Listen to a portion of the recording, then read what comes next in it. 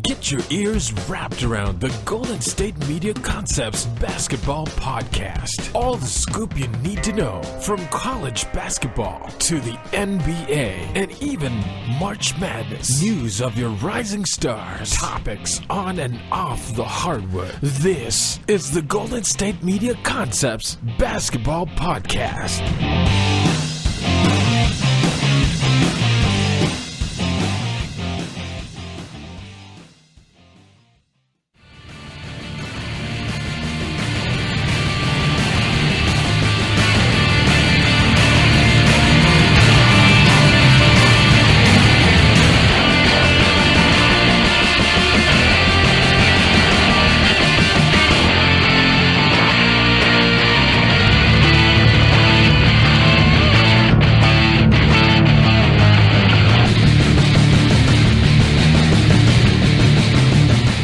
Salutations. Welcome to the GSMC Basketball Podcast with your host, Ryan Holloway, on the GSMC Podcast Network. You can follow us on Twitter at GSMC_basketball. Let me know how you guys feel. So, had an amazing weekend. Hopefully, you guys did go see Justice League because I saw it, and I'm going to tell you guys about that on the movie show. I'm not going to get all caught up in that right now.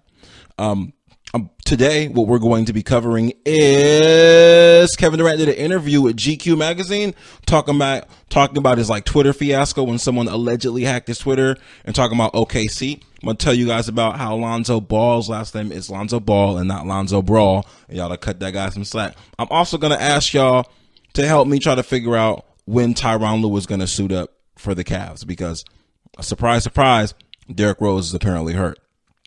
Well, he was already hurt, but now he's going to be he's going to be out for 2 to 4 more weeks. It's strange because I didn't know that he was already hurt, but to find out that he was hurt again, I was like, oh, okay, well, he's not going to play longer. Not really sure why that's news. No detriment towards Derrick Rose. However, I don't feel like we need to update on someone's injury that's already injured that we probably wouldn't expect to be playing anyway. But I'm going to get to that. On with the show. Kevin Durant recently did an interview with GQ and Bleacher Report. Basically talked about how he's been feeling in Oakland, in his new home, and how he feels about OKC. He said that he feels like he's basically expressed how much he loved those people there, and he didn't realize that until he left. Because after talking to his mother said, well, they really loved you, so that's why they called you a cupcake and did those things while you were there. But Kevin Durant basically said, they're mean and they shouldn't treat me like that, which is what you would expect. You play somewhere for so long, you leave based on a business decision, and you don't really expect people to take it that seriously. Kind of like you have a job, and then you don't really, if they don't really express how they feel about you that often, and then randomly you just up and quit, and they key your car. I don't really know if that's professional or not, but you're like, why would you guys do that to me? Well, we really, really loved you. The OKC, I would say the OKC hate or dislike of Durant for that year, at least for the first year, I would say it was kind of bad, where in the way that I would say it was bad was because it was very intense the first year, right? And I might be going on a limb by saying this, but I'm going to say that it was a little bit heavier than the Cavs with LeBron, because I feel like people kind of knew that LeBron was going to leave, even though when he left, it was devastating, but they knew. Kevin Durant, people talked about him leaving, but they didn't know he was going to leave. And then when he left and they had the Westbrook, and he goes to the team that they just beat, even though I don't have a problem with him going to the Warriors. I believe in life, you make business decisions. And if there's 30 teams, you're already playing with all the best in the world. And if the GMs aren't going to bring anybody that's special, then you got to go out and make your own moves, right? Because you can't complain about what they ain't going to get you. That ain't going to get you nothing. That's a Jay-Z lyric from American Gangster. So when it comes down to it, he had to go. And when he did leave, I think OKC fans were up and shook because they drafted him and they had a good team and they felt like he should stay. And they were really, really close to getting to the finals. If Klay Thompson didn't score 26 in a quarter, I mean, I don't really know how they expect it. Anyway, you don't beat the words. But so yeah, he basically made a business decision at the bounce. I feel like the Cavs fans, even though their agony was longer, when LeBron left, it was kind of like, you know what, he's gone, and maybe in a million years he might come back. Maybe in a million years, because he lives here. I mean, he did live here. He loves it here. He might come back. But OKC's like, nah, he's not coming back. I mean, we have Westbrook, but I mean, we love Durant, so they start calling him a cupcake, and not being the nicest people when he would go to visit, and he didn't like that very much. That's why when in his new Nikes, his newest Nike line, Nike did a thing for him where they put a bunch of bad things people have said about him inside of the shoes. So when I first heard about that, I was like, you know, he didn't do that. There's no way he would have done that, because that seems kind of petty. But maybe that's just a Nike strategy move. I'm not 100% sure, but turns out like it was Kevin Durant's idea, or he had some influence to it based on this article. I'm not going to say that he told Nike to do that. I'm just saying based on what he meant based on what he said in the article, it seems like he was genuinely offended by what had happened. And when it came to the Twitter situation, where, let me give you guys some background on this. Kevin Durant had a Twitter account where he would log on, not as himself, but he would go on Twitter and like defend the people that were talking down on Kevin Durant. Right? Okay. I'm gonna explain this in a different way. Say if you guys are talking bad about me, right? Like adding me on Twitter and then saying incredibly rude things, which I wouldn't mind. You know, sometimes you don't agree. I get that. But and instead of me responding back and saying, hey, I feel this way because of this, I'll log on to a top secret Twitter with my name is like, who knows, Rick Gomez, whatever, some random name, right? And I'm arguing with you guys not as myself. So it turns out he ended up not locking that Twitter one day, or someone else found out about his other login, then it hit the news, and it was a big deal. He apologized for it and was like, hey, that's something that I'm embarrassed about. I shouldn't have did that. I was wrong, and it never happened again. I'm really embarrassed, which goes back to something that I said a while ago, you guys. I told you guys a minute ago that when it comes to these athletes messing up, when it comes to anybody, when it comes to anyone with a platform messing up, just apologize off the rip, just off top, immediately, just apologize before stuff hits the fan. When everyone finds out, one person finds out. When you have that guy that brings it to you, like your friend who has his ear to the streets, he's like, yo, that thing that we did, it's going to be out soon and everyone's going to know. All right, cool. Let's work on the apology. That's what you do. You don't, let me see how we can skate around it. Let me see how we can beat around the bush. Let me try to find a different way to work it out. No, that's not what you do. Just apologize. So, I mean, I respect Durant an immense amount for just going out and saying, yeah, that was me. It was immature and I messed up. So there was that. That was this summer, though. And again, he apologized. People forgot about it. He said he was really embarrassed about it. He talked about his love for OKC, and he mentioned that he feels like he did feel slighted because the Thunder gave away his number this season. They gave it to an undrafted rookie.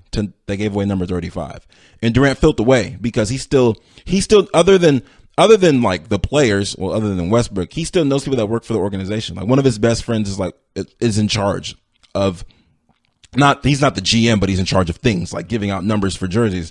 And he said he was hurt that somebody gave away his number 35. But following it up, he said that jersey is going to be something that's going to be in the rafters one day.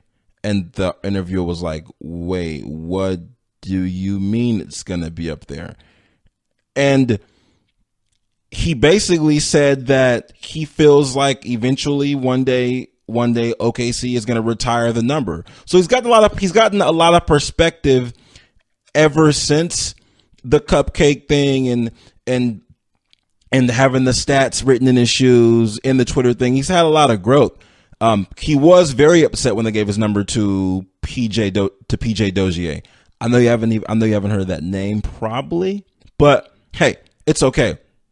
As Durant said, quote, quote, stuff happens, but he said, if I was on my deathbed, I guarantee you Sam Presti and Russell Westbrook would come to check on me. So I'm going to look at it that way rather than the other way. So he's still happy with his time spent in OKC. He's still happy about still being able to call OKC home. But at one point he said, quote, I didn't have that perspective at first. I didn't have it when I went back to OKC. I was like, F all of them. I didn't have it when they gave my number away. I was like, F all of them. My best friend worked for the team. I told F all y'all. That's effed up. Then I had to get out of my head, tell myself it's not that serious. It is what it is. I understand it's not my number anymore. They can do whatever they want with it.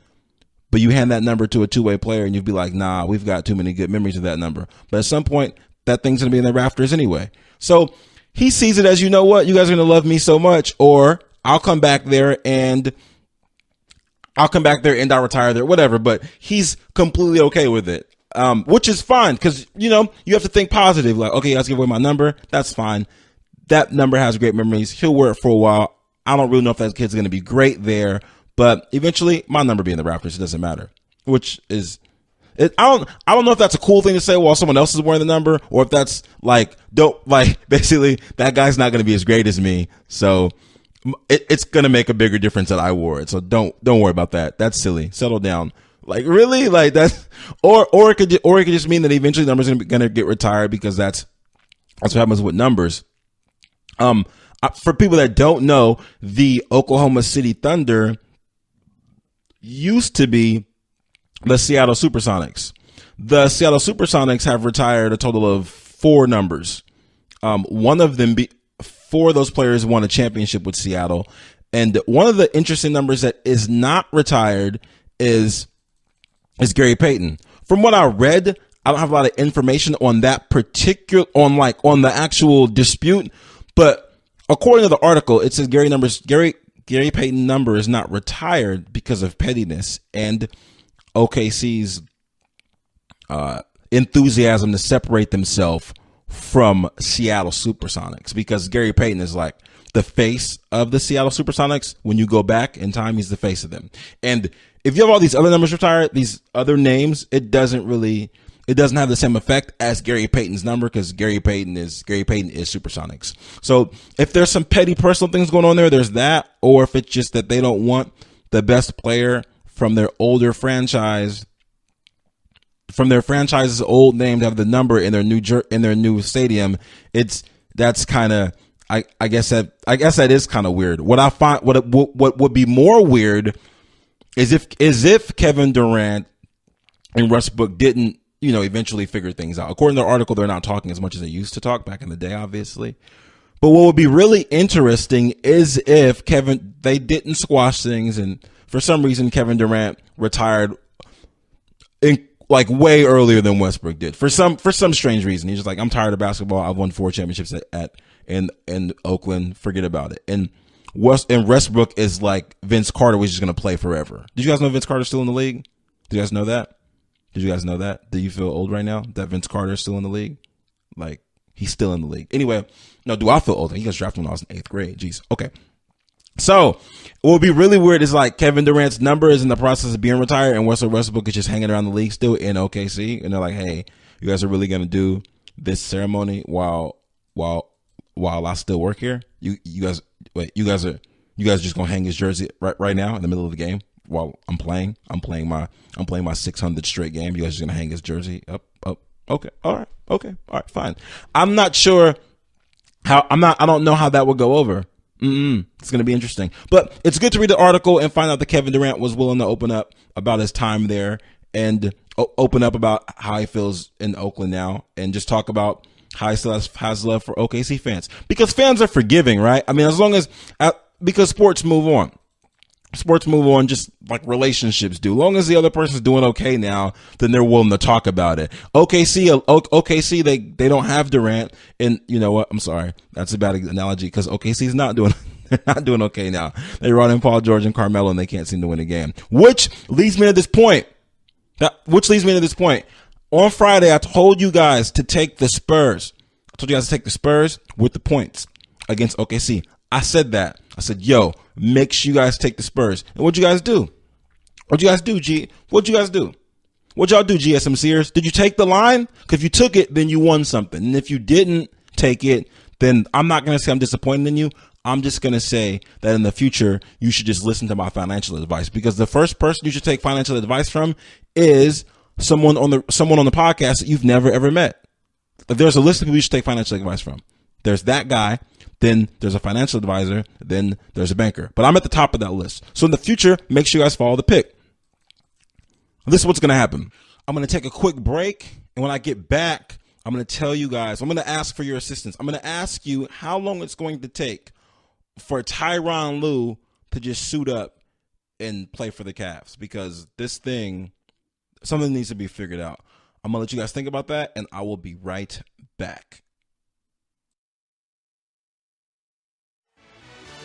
Are you looking for the very best NFL and college football podcast? Then check out the GSMC Football Podcast. Get the latest football news both on and off the field. From the NFL Draft to trades to the rumor mill to the NFL Combines, they got you covered. That's GSMCpodcast.com/football-podcast. Get updates on college rivalries, game day insights, and much, much more. It's football talk the way you want it. This show eats, sleeps, and breathes football. Don't forget to like them on Facebook and follow them on Twitter. Visit GSMCpodcast.com for more info.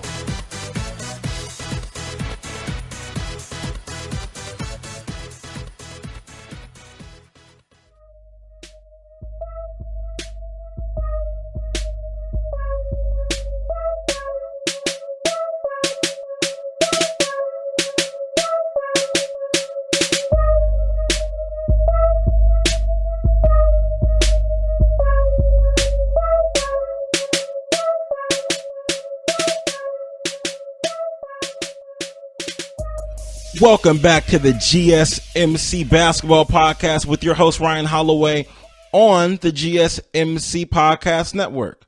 Please follow us at GSMC_basketball. Let me know how you guys feel. Answer the questions that I ask you. I don't mind. I'll reach out. I will reply if time permits. You know what? I'll do anything for you. So you go ahead and tweet me, and I will let you guys know how I feel. I actually have a question for you. Are you ready? My question for you is, how long is it going to take Tyron Lue to go ahead and just suit up for the Cavs, just play point guard? How long is it going to take? What's it going to take? Because let me not bury the lead. I'm apologize. Friday night, LeBron, because LeBron loves doing Friday night shows. He loves it. He doesn't even play football, but he's all about the Friday night lights. LeBron had 39, 14, 6. So, and it was an overtime. Like, these were real points. These weren't garbage points. This isn't one of those times where someone smashed on somebody by 20 and then they got the stats, which I don't mind.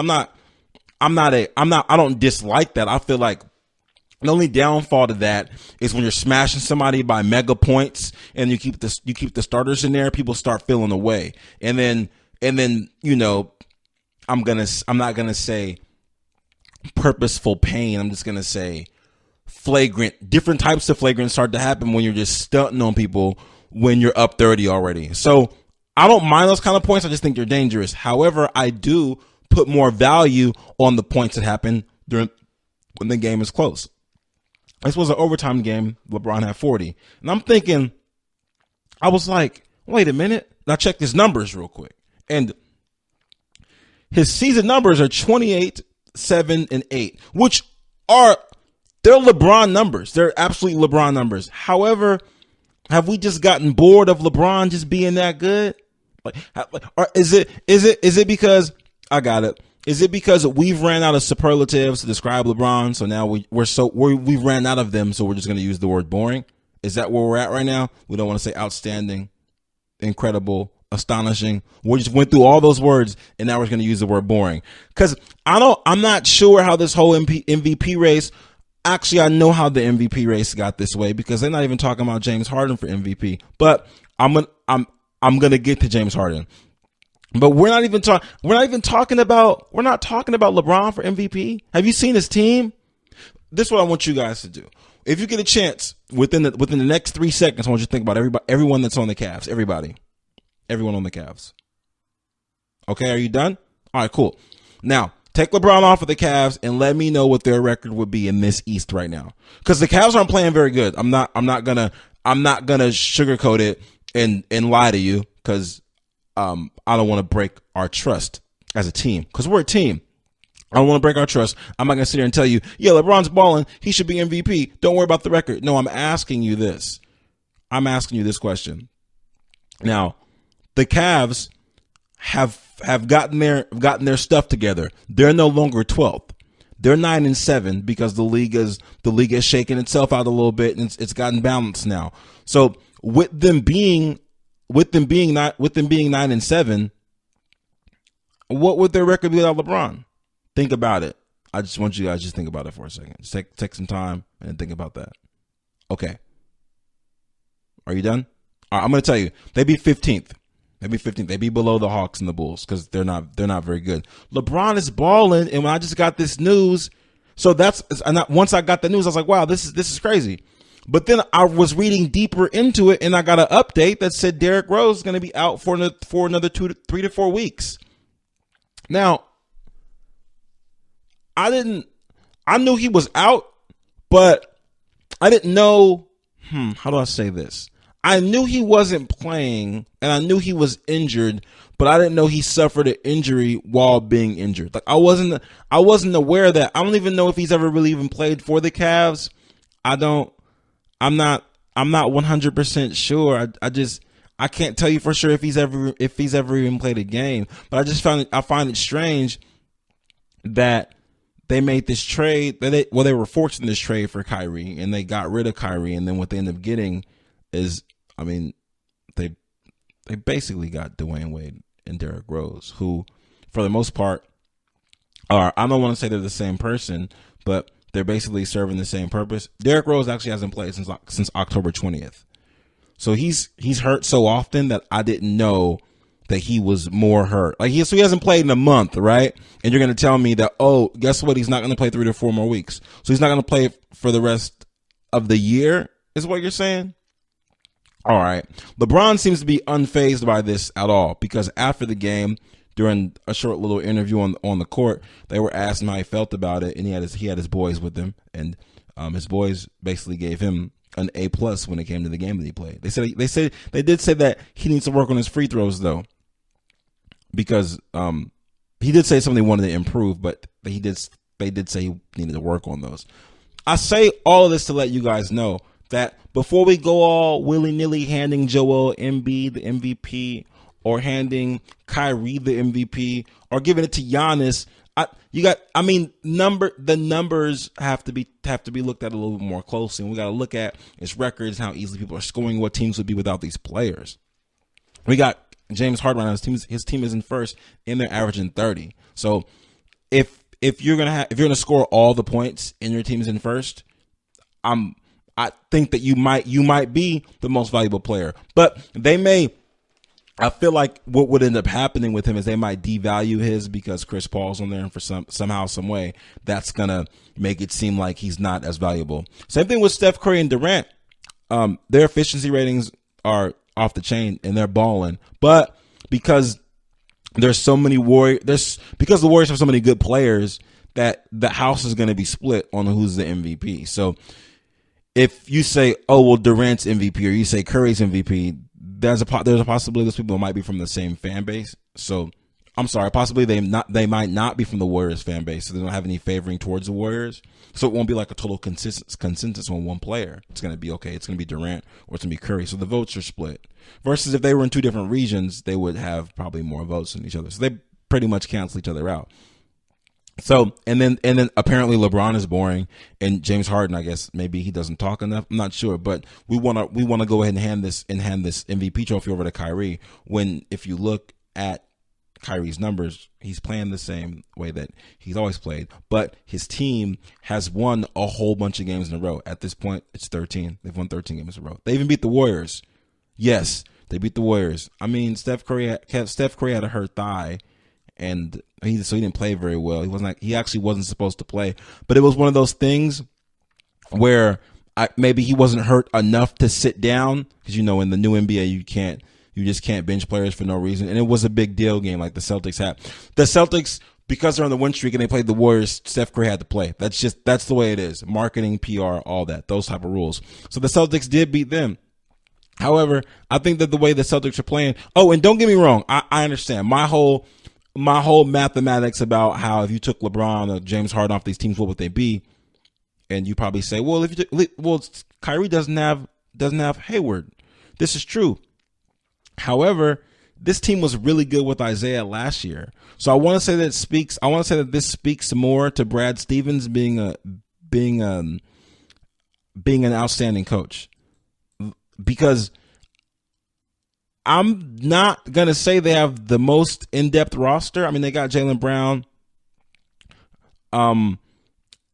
Hayward's out, and they have Kyrie, and they got Marcus Morris, Jason Tatum.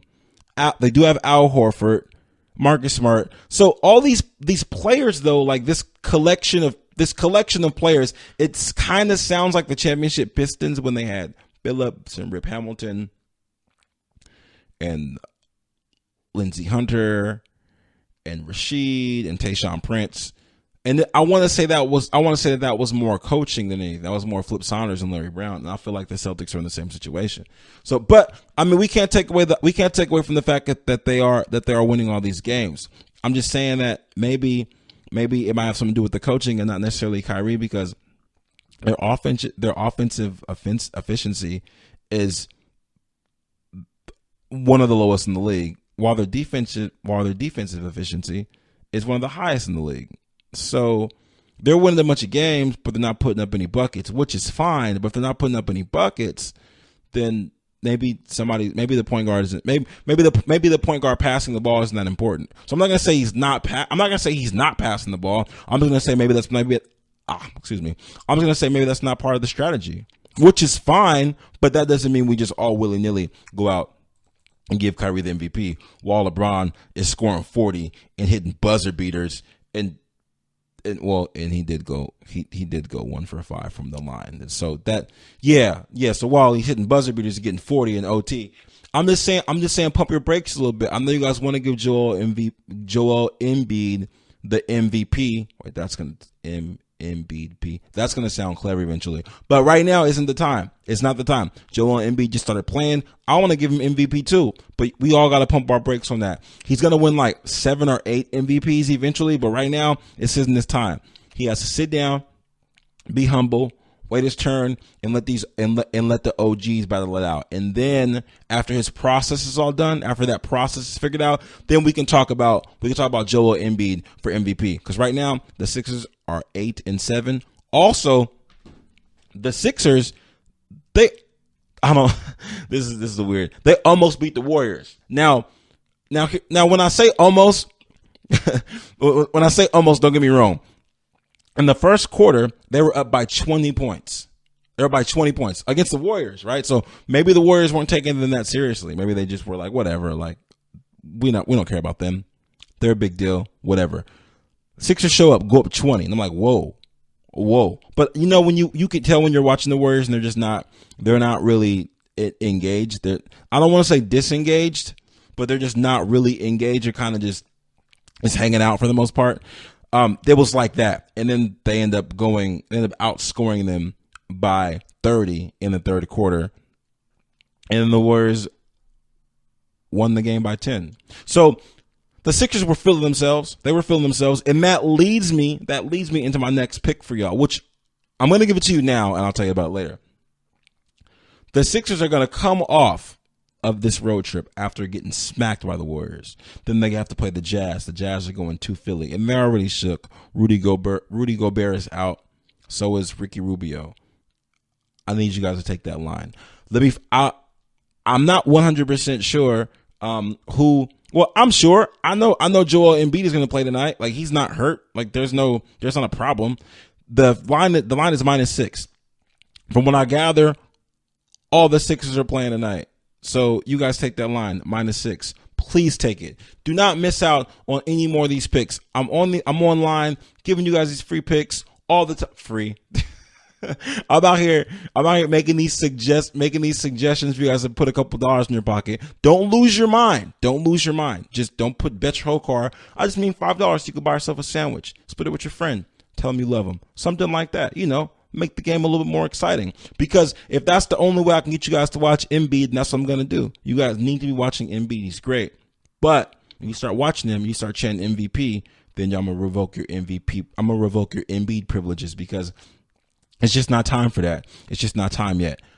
I'm going to take a quick break, and when I get back, I'm going to tell you guys why Lonzo Ball's last name is Lonzo Ball and not Lonzo Brawl. And that's a good thing because one night he was the most authentic player on the court. Y'all can follow me at GSMC_basketball. That's on the Twitter machine. I'll be right back.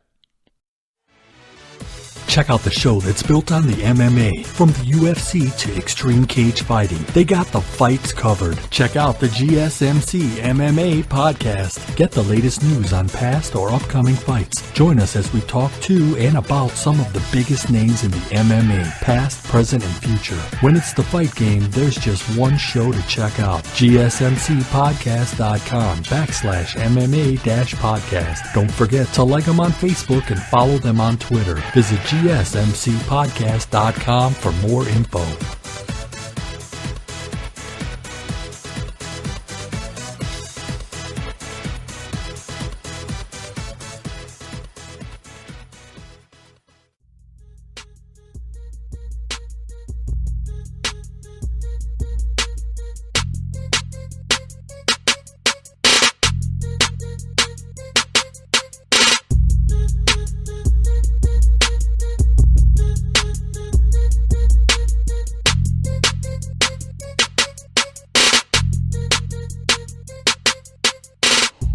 Welcome back to the GSMC Basketball Podcast with your host, Ryan Holloway, on the GSMC Podcast Network. Thanks for coming back, y'all. So I just got done telling you guys about how I actually asked you guys for some help. I asked you to let me know whether or not, how long it would take Tyron Lue to just suit up for the Cavs, because as a coach, I think it might be his responsibility to take responsibility for this Derrick Rose situation, because turns out Derrick Rose is more hurt. I'm not going to get into that again because it's more complicated than it's going to take to explain.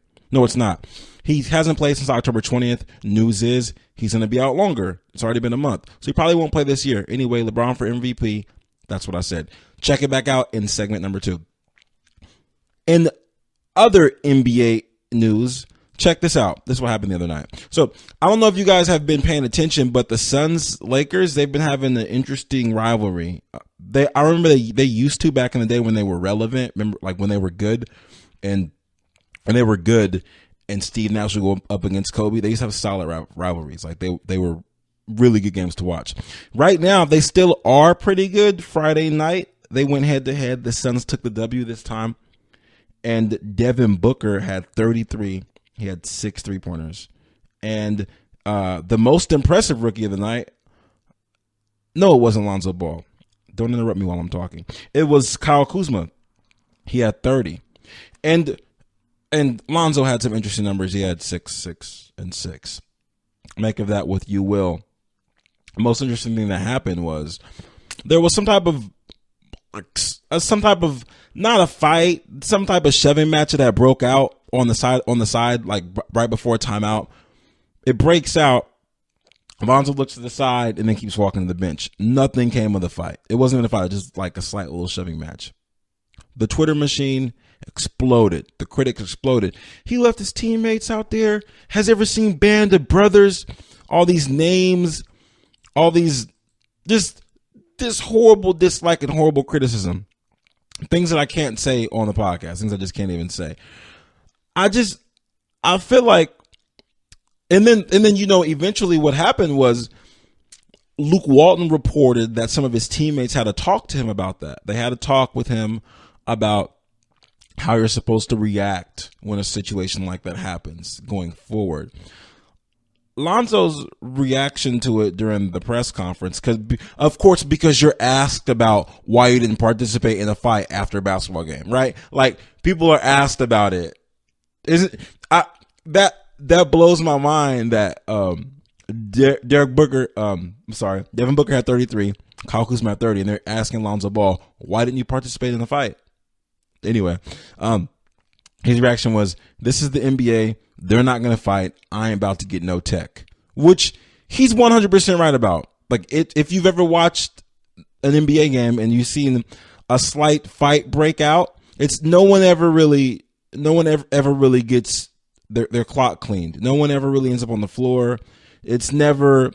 And now during the playoffs, it might be a little bit different, just because the games matter and because you've had to deal with this person for. It can be up to 7 games. It can be up to 7 games, or at least 5 games, because you got to win, or at least 4 games. You got to win 4 games, right? So it can be 4 games, 7 games, dealing with the same person elbowing you in the crotch or elbowing you in the ribs, wherever, and a fight will break out because it becomes personal, and like there'll be like real dislike there. But like this shoving match thing, we gotta relax. We gotta relax, because this wasn't like a Malice in the Palace situation where. I'm not sure if you guys remember. You guys remember Indiana Pacers, Pistons, Ron Artest climbs into the stands. You remember that, right? Okay. And so fans are coming out onto the floor. Like, one fan ran up on Jermaine O'Neal, he clocked him, Steven Jackson, and they're fighting these fans in the streets or whatever, which is a terrible idea. Not in the streets, in the stadium, which is a terrible idea, bad idea. What I'm saying, though, is that that's like a brawl. That's like an actual brawl. Or a while ago, it might have been a minute ago, the Miami Heat got in the fight with the Knicks, where coaches were getting punched. Jeff Van Gundy ended up on the floor. His little what was left of his hair was coming off the side. Players had to jump in. It was serious. Usually when things like that happen, people are getting hit. Players had to jump in. In this shoving match thing, I'm not expecting Lonzo to run over there and do what and do what, get pushed on the ground like with Patrick Beverley. Do what? Why are we giving such a hard time about this? Also, this isn't the situation where he was walking away and then someone got punched and then he like stepped over them. They ran over to each other. The refs were there. Lonzo looked over and he kept walking to the bench. This is also while Lonzo's been sporting his new haircut. So he said it was time for a change, time for a refresh, which is something that I can completely respect. I respect Lonzo for trying to switch it up. I mean, that night his numbers weren't that good, and they still lost the game. But they're asking him about a fight, which is making this really hard for him. I'm gonna go out on the limb and say that I don't necessarily think that his father's outspoken like bravado makes it hard for him. I think it's the reporting on every single thing he does. Like, for that game, Devin Booker hit 6 threes, and I had to go find that information. It wasn't just readily available. I had to go find it. I had to work really hard, go to the Google, type it in, read more than the first two search results from Google. It was hard work. I broke a sweat. I got tired. I had to find out. But I did this for you guys. So it's a lot of work to find out what else happened during the game. Why? Because the primary topic was Lonzo not getting involved in this alleged brawl and this alleged fight. And then the other news was him getting a haircut because he said it was time for a new look, decided to chop off the fro, let it go. It seems like the whole Ball family might be doing might be re-evaluating their style. LiAngelo also cut his hair ever since his run-in with the shoplifting security in China. In case you guys didn't know, his brother was stealing sunglasses in China, and then he cut his hair. So maybe it was a team decision. Maybe LeVar sat him down and was like, "Yo, here's what we gotta do. Everyone's cutting their hair. But what about LaMelo? He's in high school. He doesn't have to cut his hair. Plus, he got the Odell Beckham going on. When you got the blonde on the top, you could do whatever you want to do. You could break all the rules. It's fine. He drives a Ferrari, so you can't tell anybody anything that drives a Ferrari. Anyway, I digress. So this could just be something for us to not be focused on his shooting woes, because he's still having problems shooting the ball. Like, it's still becoming a problem. He's still not shooting the ball very well. But Magic Johnson said that what they're going to do is just keep letting him shoot the ball like that, and then in the summer they're going to reevaluate. There's no point in having practices right now and trying to find out and trying to change his shot during the game. They're going to just play the whole 82 games and then find out whether or not it starts falling or not. Then after that, you go ahead and get him a shooting coach, and we'll see how that goes. We've seen how that went, though. I mean, getting like shooting coaches for Lakers. So you got Shaq with free throws and Dwight Howard with free throws, and now you're going to get Lonzo shooting coach. I don't know how well that's going to go. Those were different GMs within different organizations within that organization, so it might not be the same thing. But if you're not shooting the ball well because you can't shoot the ball, we might just be looking at an overall problem. Maybe we should find some of his strengths. So if he's a really, really great passer, maybe we should just work on his astonishing passing. If he's good at setting screens, we should increase his ability to set screens. Because where it's going right now, the way he's shooting, this isn't something that's, I mean, it's fixable. I'm not gonna say that the kid can't shoot the ball. Right now he's averaging 9, 7, and 7, which though those stats are good. However, the problem with the stats are that that's to be expected if he always has the ball. So he's not doing anything that's outstanding. He's moving the rock. He's putting people in good position. And he's not really putting people in good positions to score. Like, he's passing the ball to great places, but he's not making players better. I mean, Kuzma had 30. And we're not talking about that at all. Meanwhile, Lonzo had 6 assists. I would think if you're the point guard and he had 30, I would think you'd have a few more assists than that, because you're averaging 6 assists, right? And if the guy that has 30 buckets and then you still have 6 assists, were all those to him, or was he just finding his own shot? I wonder. It makes me really think. We're going to see what's going to find out. Apparently, Magic said it's okay if they have to work on it in the summer. If they do and he comes back with a completely different jump shot, then so be it. If not, then he's a rookie and he's going to get better. And my analogy for Lonzo is this. It's completely okay if he's not Jason Kidd. That's fine. It's completely all right. It's also okay if he's Derrick Rose, because not Derrick Rose. I wouldn't wish that upon him. It's also okay if he's Derek Fisher, not retired Derek Fisher, but basketball Derek Fisher, Laker Derek Fisher, 5-ring Derek Fisher. That's okay. You just facilitate a team. You facilitate the ball around great players. A massive difference is that Derek Fisher could shoot the ball. But maybe that comes with growth. Maybe that comes in later. We're gonna find out. What we do know is that he's got this haircut. And he's ready for action. And whenever you get a haircut, you guys have seen the memes for when people get haircuts. When you get a haircut, you already know what's going down. You already know. So if the haircut doesn't do it, maybe the summer shooting practice will do it. When I come back, I'm gonna tell you guys about the game of the night, and I'm gonna give you another pick, because I feel like I've been giving you guys gems. I've been dropping gems like I dropped out of PE. That's a Kanye West line. Been dropping gems like I dropped out of PE. Dropping them for you guys. And I'm not sure I don't know what's going on with it. I gave you the Knicks versus the Jazz. Do you guys move on that? I hope some of you guys did. I also gave you the Spurs over the Thunder. You move on that? No? Okay. I'm gonna give you another one tonight. I also gave you guys Philly against the Lakers. Move on that? No. Could have saw an entertaining game and won a little bit of money. No. Okay, that's fine. No hard feelings. I also gave you guys a bonus, a really small bonus pick for NFL. I did that as well. Eagles over Cowboys. You guys take that? No. Okay. For those of you that did, that's great. For those that didn't, there'll be more. But you know how betting works. There's a percentage of things you got to hit. So if you don't follow all of them, you follow one, you lose. I can't be held responsible. I love you guys, but I can't be responsible. I have my own bills to be worried about. So when I come back, I'm going to give you guys a pick.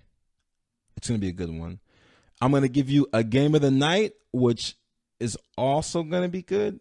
It kind of depends on whether or not you have League Pass or not. And if you don't, then I'm sorry. And if you do, then that's great. But if you don't, that's okay too, because all you have to do is just look at the game on your phone as far as the stats go, and you'll be fine. Everything's gonna be okay. Everything's gonna be all right. I'm also gonna give you guys a conclusion of the shoplifting adventure that Lonzo Ball had in China. It's over, but not really over. His part is over. That saga has ended.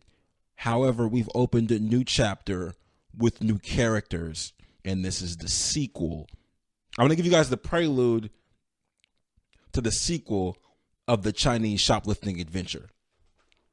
Oh, you ready? I hope so. I'll be right back. Check out the show built around the women of MMA. From the UFC to the extreme cage fighting, we got the fights covered. Listen. It's the Golden State Media Concepts Women's MMA Podcast. The latest news of upcoming fights, discussions of previous matches. Join us as we talk to and about the biggest names in women's mixed martial arts, past, present, and future.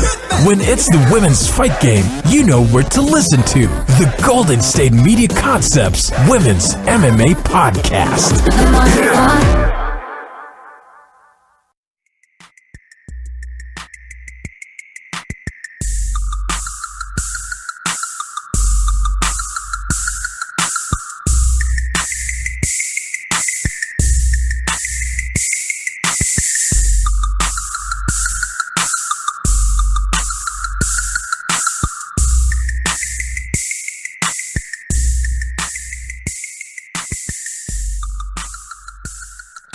Welcome back to the GSMC Basketball Podcast with your host, Ryan Holloway, on the GSMC Podcast Network. As promised, I told you guys I'm going to give you a wrap up to the saga, the Chinese shoplifting UCLA saga. That's a mouthful. It's a mouthful. And it's not really the wrap up. It's not the conclusion. It's more or less the beginning of a new saga. Like when you go to a movie and at the end of the movie, there's maybe someone crawling away, or you find out there's a tidbit at the end. Like, even if they don't do anything with it. Like, I think at the end of the last Batman movie, they had Joseph Gordon-Levitt like going down to Batman's cave, and then like he was going to be Robin. Nothing ever came of that. But just, a teaser basically. But this isn't a teaser. This is a full out. I'm just going to tell you about it. As you know, a couple weeks ago, 3 UCLA basketball players were caught shoplifting in China while being there for an exhibition game. Basically, they were supposed to be playing Georgia Tech in the exhibition game, and they got bored and decided, let's just go steal some sunglasses. They stole some sunglasses. Apparently, it was from a couple stores, because during the press conference, they apologized for stealing from the stores in China. They went back to their hotel after the shoplifting fiasco. Cops came in, interrogated everybody, and then left with 3 players. From what we know, from what's been reported, from what's been tweeted by the commander-in-chief, Donald Trump, he apparently had something to do with getting them out of Chinese jail. I haven't been to Chinese jail. I don't know what Chinese jail is like.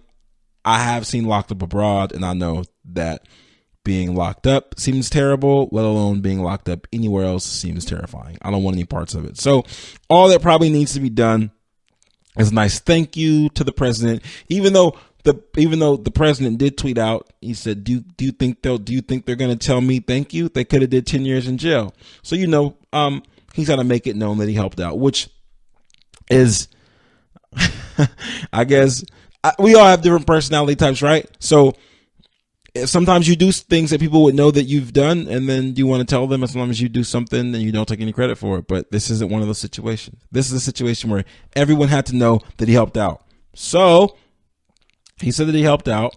The players, during their press conference, they said thank you. However, LeVar Ball felt like it wasn't really that big of a deal. It just wasn't. He didn't feel like it warranted the attention that it got.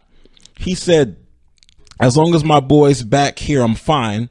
I'm happy with how things were handled.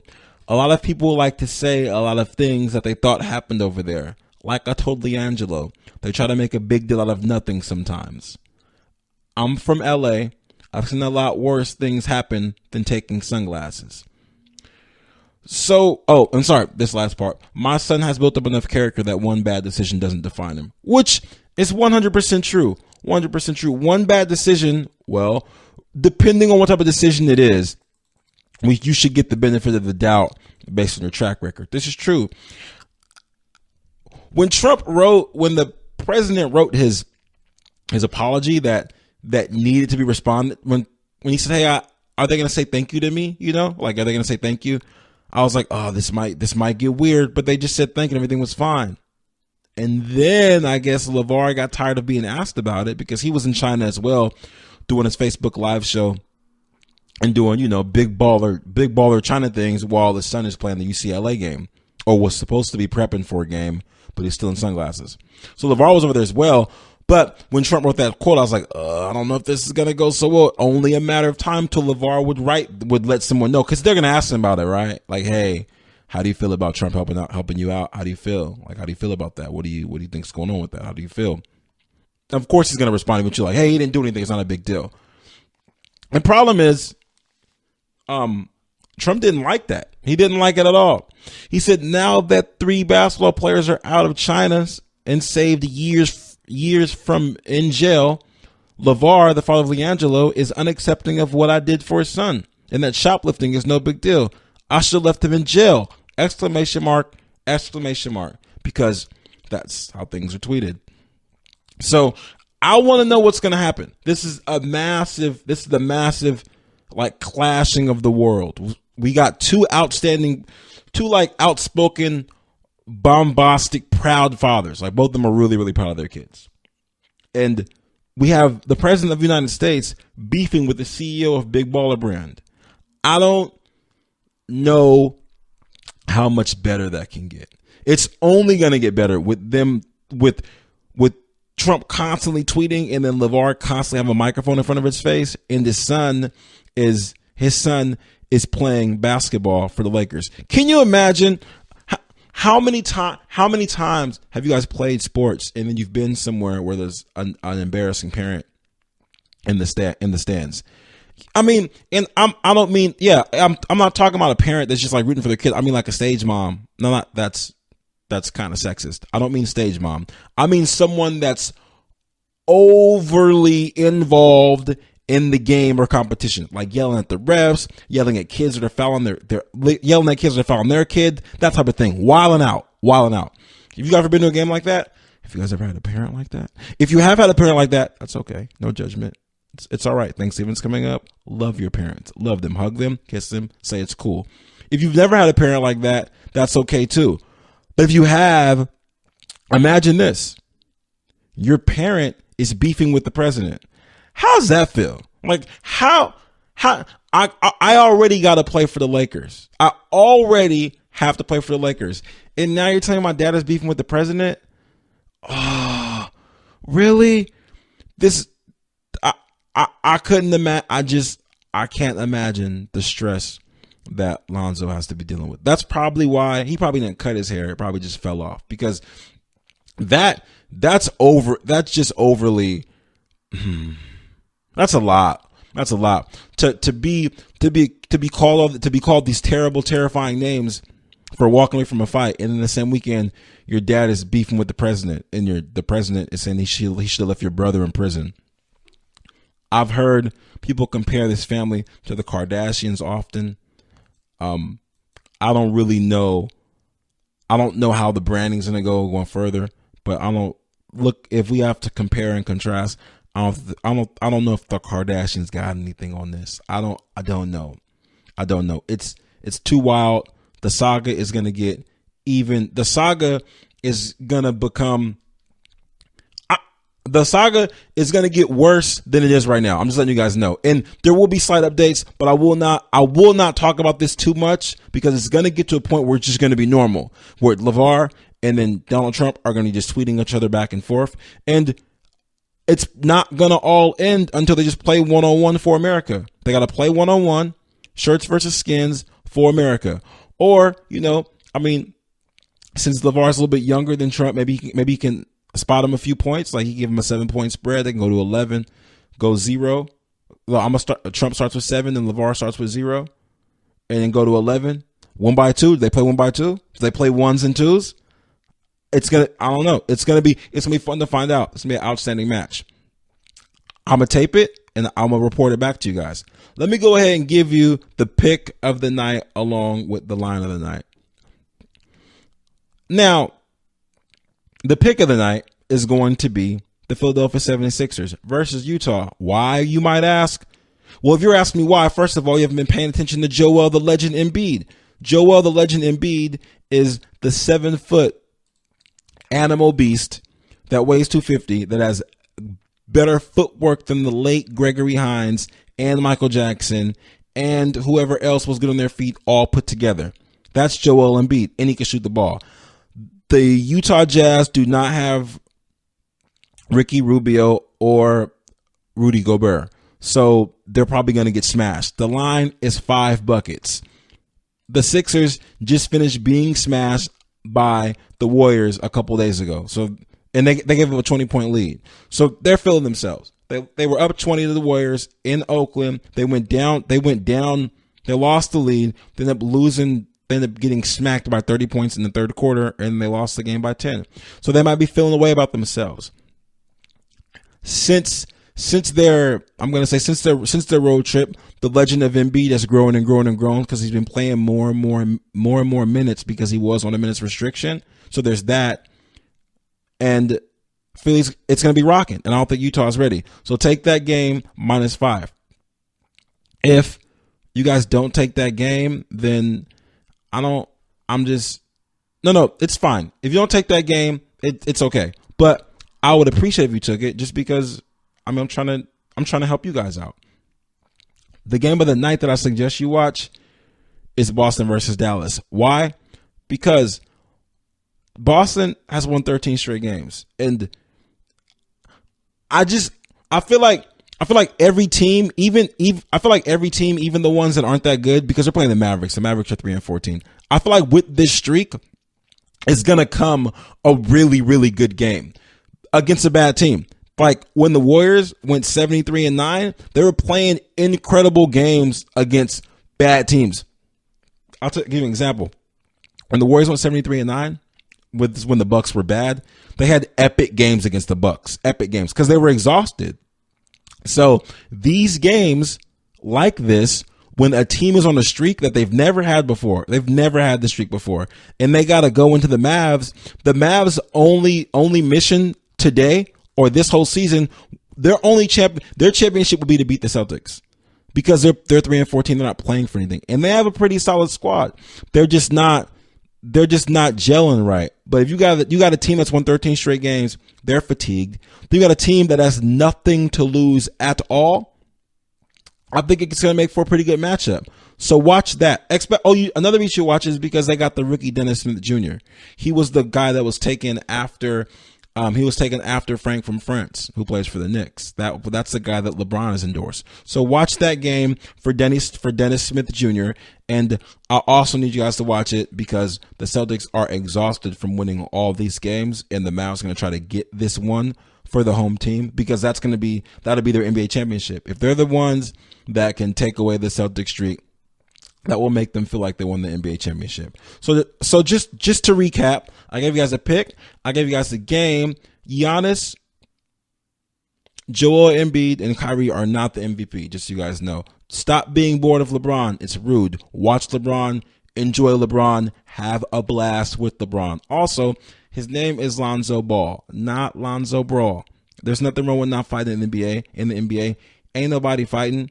Nobody's going to fight. It's kind of like Cat Williams used to say this thing. He has this joke about this tiger, and he said the tiger is the only real individual in this whole situation. And that's what Lonzo was. He was the realest individual in the whole situation, because ain't nobody gonna fight. So next time you see an NBA fight, if you happen to be involved in one, don't worry about it. Just chill. Why? Because if you get off the bench, you get to spend it for like a game for even looking like you were gonna fight. that's my advice for today. Stay out of NBA fights.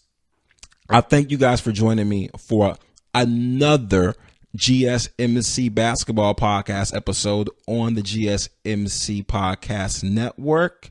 Remember, you can follow me at GSMC_basketball if you have any questions or want to answer my question, or let me know how long it's going to take for Tyron Lue to suit up for the Cavs. Let me know, please.